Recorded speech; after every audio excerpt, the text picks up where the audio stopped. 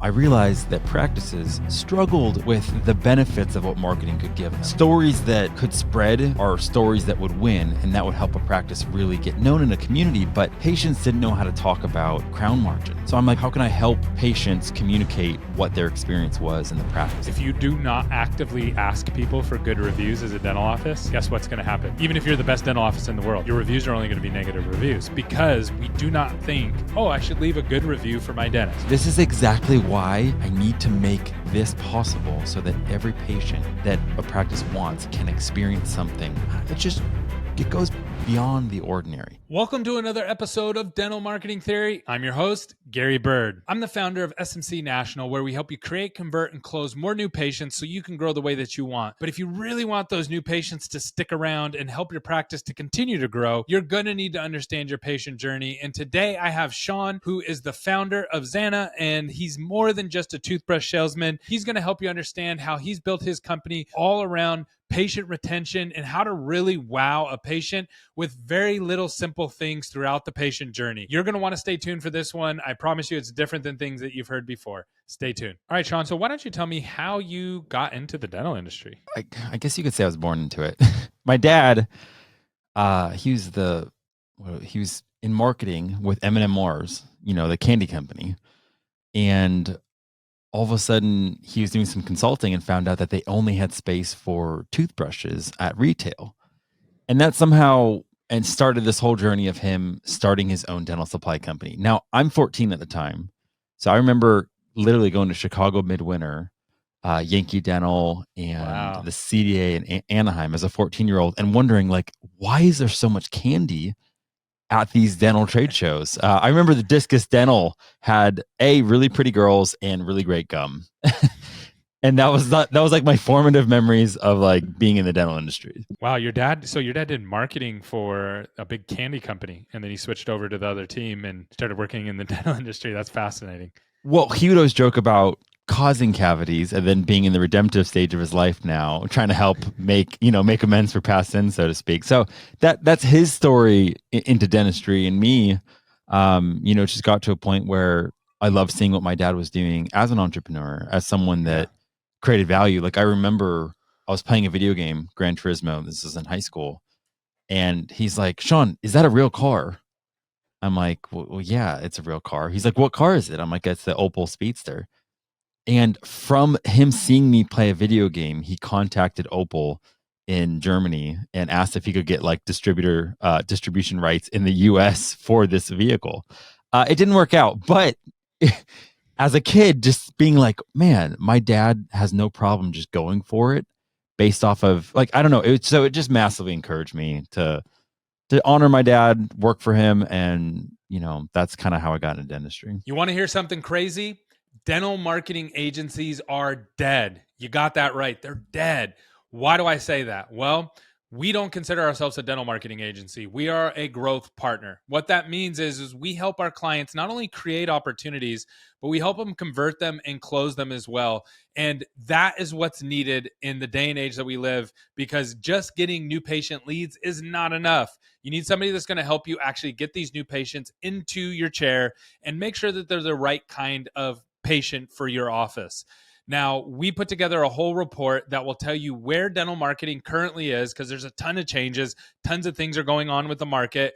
And we broke down what you're going to need to do to stay ahead of the industry and grow the way that you want. The link is down below. Go check it out. Everything is free. I look forward to hearing from you. Got it. Okay, that's awesome. So how did that kind of dovetail into your journey? So when did you say, okay, my dad's an entrepreneur, I see what he's doing, now I'm going to start a business, or I'm going to jump into the dental industry? How did that kind of take place? So it started with him managing what he knew how to manage, which was salespeople. So he's like, well, hey, Shawn, do some sales. You can carve out. It was a great opportunity for him to not have to pay me a lot, and at the same time have this potential to earn a lot. So I was just calling on state and federal accounts, like the state of Missouri. Hey, can I provide you guys with manual toothbrushes? And I discovered I didn't like cold calls and I didn't really like sales. So what I started doing is I just started self-educating, teaching myself marketing, teaching myself a design. And before that though, I kept coming back to my dad and I'm like, Dad, how do you sell? Like, I just want to know, like, give me the frameworks, give me the whole, like, what it is you learned so I could be a better salesman. And Gary, he would just say this every single time. Shawn, it comes back, you have to believe in your product. And at that time, I didn't want to have a conversation with a dental practice about a 53-cent toothbrush. And right now they're paying 72 cents and I can save them 19 cents on a toothbrush. I didn't want to have that conversation. I actually didn't believe it was worthwhile. So as I'm progressing in this product company, I'm the whole time I'm not product centric. What is it that dentists care about? What is it that the team cares about? What pain points? Because if I don't believe in it and I don't believe that it makes a difference, I don't want to call a practice. I don't want to talk to someone and I don't think it's worth having that conversation. So my genesis really of going from working for my dad and to where I'm at now with Zana was just how can I create ridiculous value in dentistry? And then so you're just like, okay, what's the main thing that I can drive value around? And then what was the conclusion of that? How did you get to that? So I'm talking to dentists and I'm talking to just some of my friends and I'm like, well, hey, like what keeps you guys up at night? Is it what electric toothbrush you're offering in your practice? And I didn't ask them that. I just knew the answer was no. Like no one's like, hey, should I offer Oral-B or should I offer Sonic Care? But my friends really were staying up at night thinking like, man, are my patients actually going to come back? Like, how can I continue to elevate the care that I'm giving them so that we can really have that uncommon connection? So I just know, like, hey, they feel like they belong. When I was doing Well, my before research, go before ahead. before you even get to that, like, so, and just for the audience sake, how did you even get to the toothbrush part? Like, how did you even get to, like, this is the part that I want to be in? Not, you could have done marketing, you could have been an operational consultant, right? You could, I mean, there's all these different things, roads you could have went down. How did you land on, I want to level up the toothbrush game, and I'm excited to get into this a little bit more because I think that you offer a lot more than just a toothbrush. Um, but how did you get to the toothbrush? Well, really, it was, as Victoria Peterson said, like you were given lemons and you tried to make lemonade. At the same time, my dad and I we were trying to, find better products, create better products in the dental space. And we ended up making a really beautiful and inspiring sonic brush. Um, but I still didn't want it to simply be a brush. So, you know, we're we have this experience with being a product company. So I know this is kind of like a way that I can add value already because we're a, distribution company, supply company. But I didn't want it to just be a brush because I'm thinking, okay, if I need to compete with Oral-B or I need to compete with Sonicare, and it's just about features and benefits, they have massive R&D. They're constantly releasing new products. They have all these sales people in the field. That's not a game I want to win. So I'm like, how can I change the rules? How can I create a new game so that I'm the only one playing in that I space? And love that that. that's That's that called a that's blue. what gave That's called a birth. blue. Yeah, that's called a blue ocean strategy, and I absolutely love that. And you can do this. Here's the interesting thing: it doesn't matter if you're a dentist, doesn't matter if you're a marketing person, doesn't matter if you sell toothbrushes. It doesn't matter what product it is. You can always pivot to create a blue ocean of opportunities, but you have to really think through it. And I think you have. So I'm excited to chat through that now. Your dad was in the dental. Your dad went from the candy marketing to the dental industry. You then figure out, okay, I see my dad's entrepreneurship. I see he's in the dental industry. I want to get into the dental industry. You realize there's an opportunity to create more of a story, more of a reason of why people should be getting toothbrushes. And really, that's core of what a dentist does, right? What does a dentist, a hygienist, and everybody tell you to do? Brush, and floss. So now you're knee deep in this entrepreneurship world. Kind of tell the audience like where you're at now and how that's going to impact their practices. Well, and just right before that, there was two other things that kind of added to the confluence of everything, and that is I fell in love with design, and not just design, but design thinking. And I also, as I was learning about marketing, I realized that practices struggled with the benefits of what marketing could give them. Like they didn't know, like stories that could spread are stories that would win and that would help a practice really get known in a community. But patients didn't know how to talk about a crown margin. So I'm like, well, how can I help patients communicate what their experience was in the practice? How can I help practices give their patients real simple experiences that they can talk about? And that basically all led to what I have now, which the program's called Care Beyond the Chair. So here is my brush, and it's an amazing electric toothbrush. I could talk about all the features. I could talk about how it's got the strongest battery on the market, 48,000 vibrations per second. But that's not what gets me going. What gets me going is the way a practice can use this to elevate their patient experience. So a patient comes in, they have a good experience. That's kind of foundational. And then 3 to 4 days later, they think that's over, right? Like they're not going to go back into their dentist for 3 months, maybe 6 months. And then they get a gift in the mail that they're not expecting. And they open it up and they see this beautifully designed box. And they most of the time honestly look around like, okay, like am I going to get charged for this? Is there like an invoice? Like, because people aren't used to getting such a high value gift. And then sure enough, it says in there, this is a gift from your dental professional. So they open it up and they see this custom imprint with the practice name on it. And basically, this is the showcase. This is the showcase where a practice gets to just tell a little bit about their story, how they do things differently. And notice there's a QR code on it.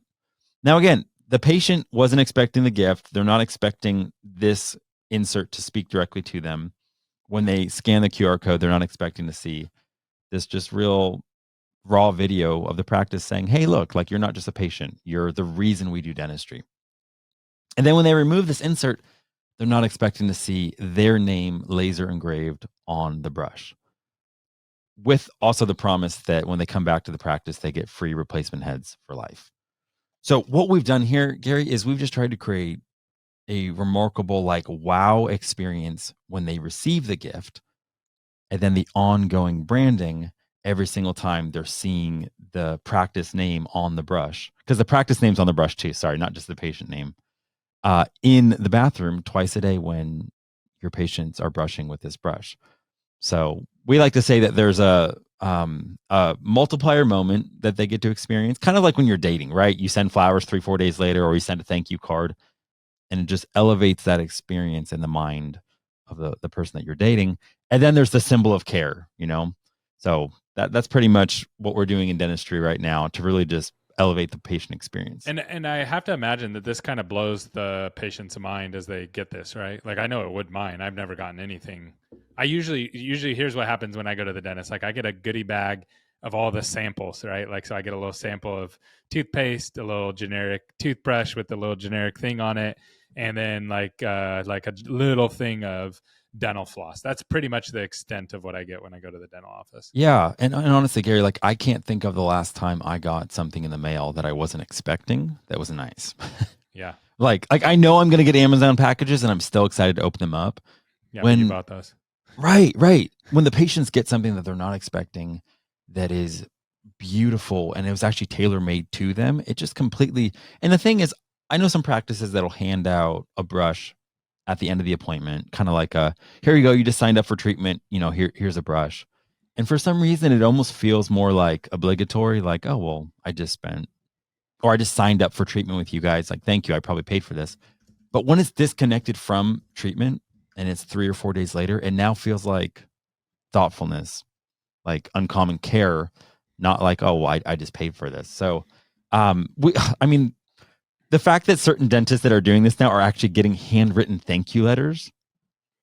Who takes the time to write a thank you letter? Like, yeah, dental. So it's interesting because dental, like as a whole, if you do not actively ask people for good reviews as a dental office, guess what's going to happen? Even if you're the best dental office in the world, your reviews are only going to be negative reviews because we do not think, oh, I should leave a good review for my dentist, right? Like you just don't think that. You do it for restaurants. There's a lot of people who are just like naturally inclined, like, hey, this is a great experience at a restaurant. I'm going to put my positive review without anybody asking me. And there's a couple other industries that are similar, but long story short, if you don't ask for positive reviews in the dental industry, you won't get reviews. And that's because people are not thinking about you. So you have to create ways for them to think about you, especially between those hygiene appointments. And this is a great way to do this. And one thing that I know, just working with a lot of different people, is that one thing that people are like starting to really figure out is that you have to focus on the patient journey. And I think this is a really great way to kick off that patient journey. The law of reciprocity, where it's like, hey, when you give somebody something, they naturally give it back to you. And one funny story that proves this, we've all been to like a Christmas party before, right? A work Christmas party, whatever. And you walk in empty handed and someone goes, hey, here's your gift, Shawn. What's the first thing that goes to your mind? Oh, I got to go to my car and like re-gift something, or oh, how am I, do I have gift cards in my back pocket? Or like, you'll literally just take something from somewhere and figure out how to give it to somebody, because you'll go to the bank and pull out, $50 bill and put it in a card and, hey, here's your gift back. Because when we receive things, we feel like we have to give them back. And so there's a couple things going on there. You're wowing them, but then you're also giving them something.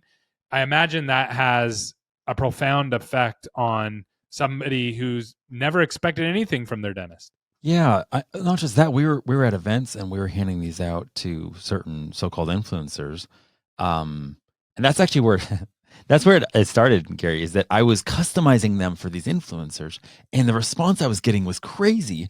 But the model hadn't evolved yet, where I wasn't giving that capability, that like wow factor for the actual patient to experience. Because I don't want to go back onto an old model, but it's when I handed it to one of the doctors. She was like a cosmetic practice or cosmetic dentist in Beverly Hills. And she opened it up and she started tearing up. And she's like, no one's ever given me something with my name on it. And I was just like, okay, this is exactly why I need to make this possible so that every patient that a practice wants can experience something that really, it goes beyond the ordinary. It goes beyond the expected. When I found out why is it that a practice or a patient oftentimes leaves a practice, and it's as simple as just a feeling of indifference. Like they just kind of felt like maybe there wasn't a connection. You go through the whole treatment and maybe people have smiles on their face and the whole staff's trying to be kind and nice, but they didn't actually find a way to really connect and say, we care about you. You're part of the family.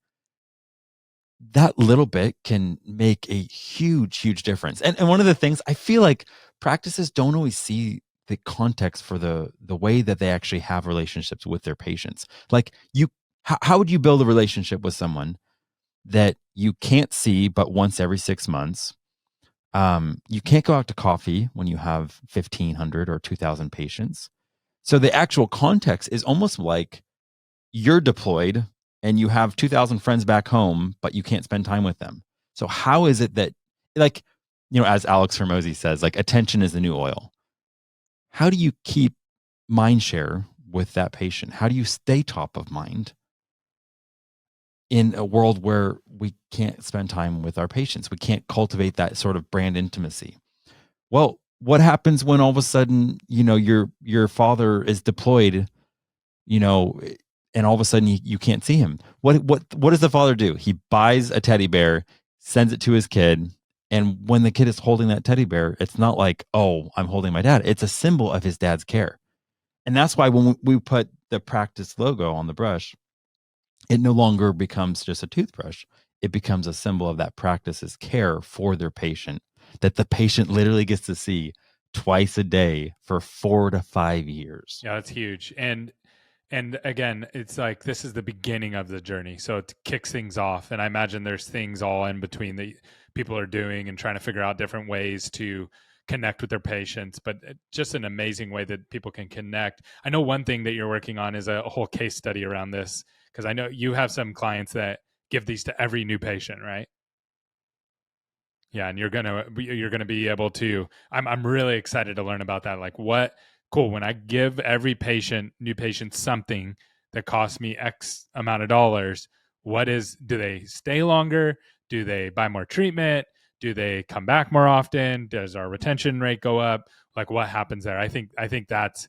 I know it's going to happen, right? I know it's going to positively impact the numbers, but I'm excited to see what you guys find on something that immerse, something that's happening that regularly. Well, and Gary, you being a marketer, understand that, marketing, Yeah, there's a lot of best practices, but when it comes down to it, you don't know what's going to work. You don't know what's going to be able to um again, it's like people remark on what's remarkable, but so many things have been done before that Yeah. it's like, that was just okay.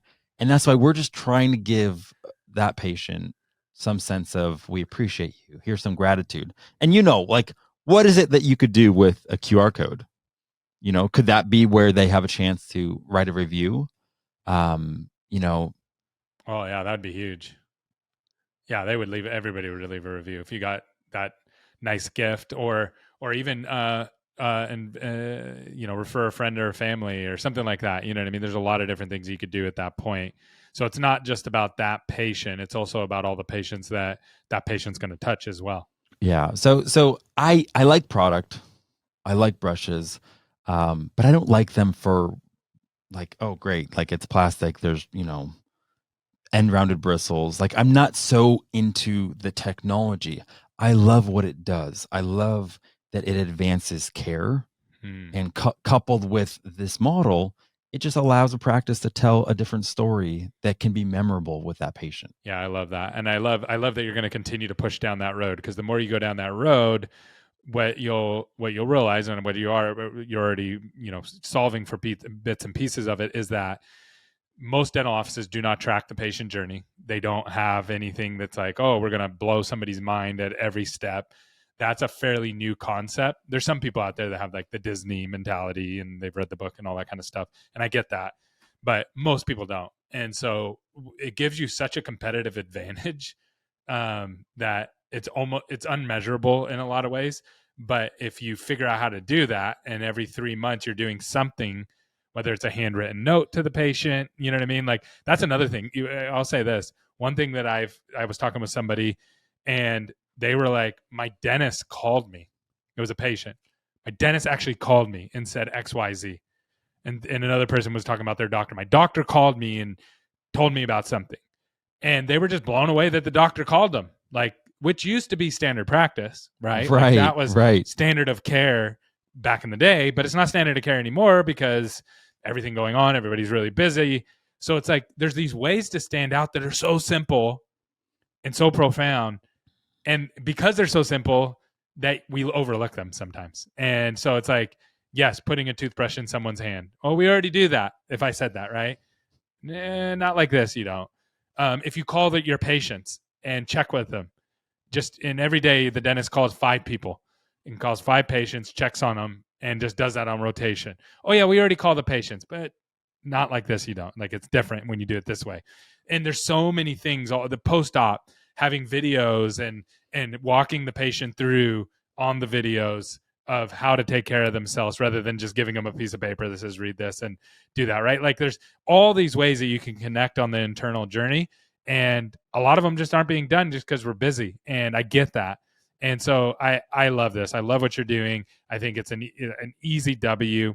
If someone wants to learn more about how to do this for their practice, or how it works, and I'm sure everybody's sitting there going, how much is it, how does it work, what is it going to bring to my practice? But that would be better for them to talk through with you on how can they reach out to you. You can reach me personally at Shawn, SHAWN, at myzana.com. But just to learn more, you can find out on the website at myzana.com. That's awesome, man. I love what you're doing. I'm personally looking into how to partner with you and figure out how can I wow my dental clients with toothbrushes, right? Because there's such a correlation there, and I think there's definitely opportunities for that. So I think you found your niche, and now it's like how to keep building on it. So thank you so much for coming on, sharing that with the audience, and I hope people understand what we're talking about, because it is a little bit ambiguous at the same time. But I think everybody does, because I think everybody's has received something before that kind of blew their socks off, and this is an easy one for the dental industry. So thank you so much for coming on and sharing your story today. Hey, I appreciate it so much, Gary. Thank you so much. And yeah, I look forward to whatever partnership we get to have in the upcoming months. So thank you.